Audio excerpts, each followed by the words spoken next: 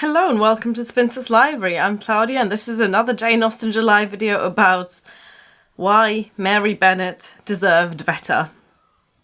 Okay, I admit the title of this video is a little bit clickbaity because the truth is I don't really need to defend Mary Bennet because no one actually hates her. She is not a villain in Pride and Prejudice.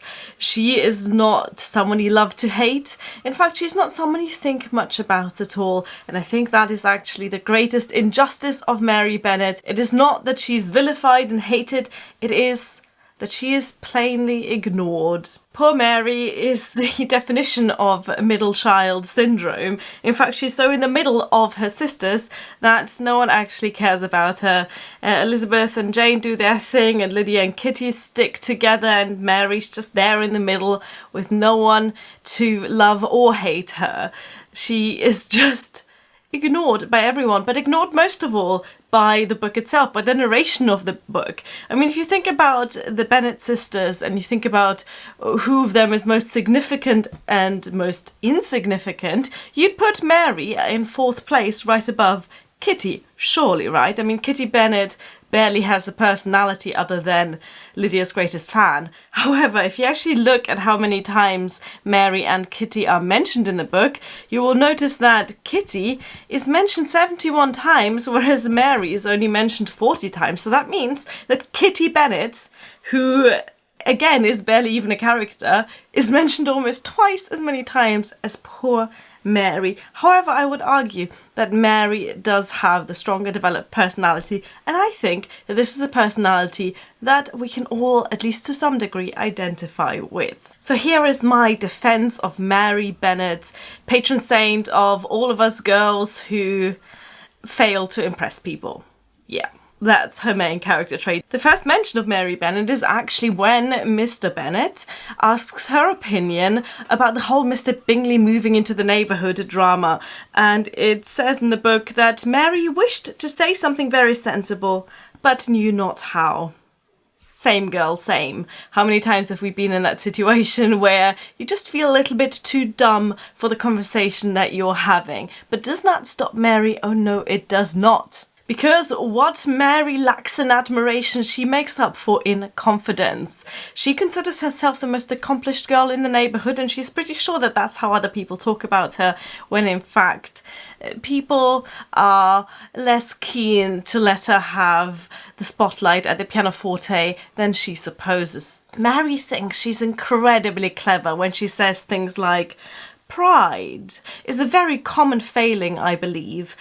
By all that I have ever read, I'm convinced that it is very common indeed, that human nature is particularly prone to it, and that there are very few of us who do not cherish a feeling of self-complacency on the score of some quality or other, real or imaginary. Vanity and pride are different things, so that though the words are often used synonymously, a person may be proud without being vain. Pride relates more to our opinion of ourselves, vanity to what we would have others think of us." Funnily enough, Mary exhibits both aspects of pride and of vanity in this scene, but who can blame her? She is the girl who spends hours practicing her music, reading her Bible, and thinking of clever things to say to Mr. Collins. Mary Bennet is eager. She wants to show the whole world just how well she's practiced those sonatas and just how much of the Bible she has memorized. She wants to impress people because she is the ugly middle child, and she knows she is the ugly middle child. She is described in the book as very plain, in fact is the only plain Bennet sister. All of the other ones have some degree of beauty to them. Half of the other ones have got some degree of intelligence and wit. Mary Bennet has neither, but what she has is ambition. Mary Bennet is the meaning of the phrase "fake it till you make it." Unfortunately, we never actually see her make it in Pride and Prejudice, but you know, one can only hope and wish that at some point she will meet a second Mr. Collins, someone who will actually admire her work ethic and her ambition and her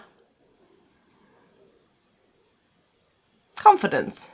Mary is the Bennet's family know-it-all, but she doesn't just pretend to know things, she actually practices a lot. We see her practicing the thorough bass on the piano, and as someone who's had to do that for a music degree, I can tell you it's really bloody difficult and not very fun at all. So hat off to Mary Bennet for putting so much work into something so pointless as thorough bass, although I suppose in the early 19th century it wasn't quite as pointless. Mary Bennet thinks she's cleverer than she actually is, and don't we all? If you rank yourself on intelligence, you almost certainly are going to rank yourself so slightly above average. I know that I do, but the truth is we can't all be slightly above average or there wouldn't be an average. And Mary Bennet just goes with it, even though she doesn't quite understand what's going on all of the time.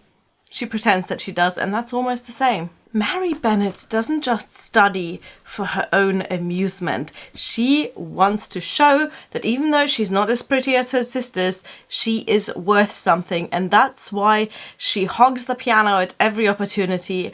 And Minerva, could you eat my plant slightly more quietly, please? Speaking of attention seeking, Mary's exhibitionism when it comes to her musical performance has got a function, because she hasn't got anything else to recommend her to an eligible gentleman, so she may as well show the only talent that she has some of and try and snag a husband with her thorough bass. That gonna work? I don't know, but it's worth a try.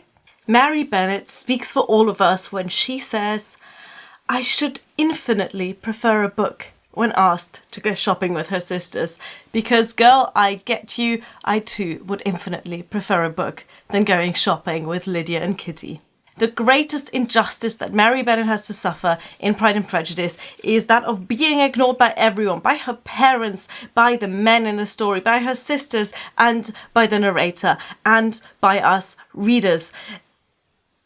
The bit that hurts the most is when Mr. Collins comes to visit and Mrs. Bennet tries to marry him off to one of her daughters. She thinks of Jane, but Jane's already got a love interest, and then she thinks of Elizabeth, and she doesn't go any further because the book makes it very clear that Mary would have taken Mr. Collins without a doubt. I wonder if he would have been so interested in her, but I'm sure they could have done something to help her with that. And so Mary Bennet lives on in our minds as the ignored Bennet sister, if not the forgotten one. And I just wanted to make this video to tell you all why Mary Bennet is my favourite and why I think we are more like her than we want to admit. I am more like Mary Bennet than I want to admit.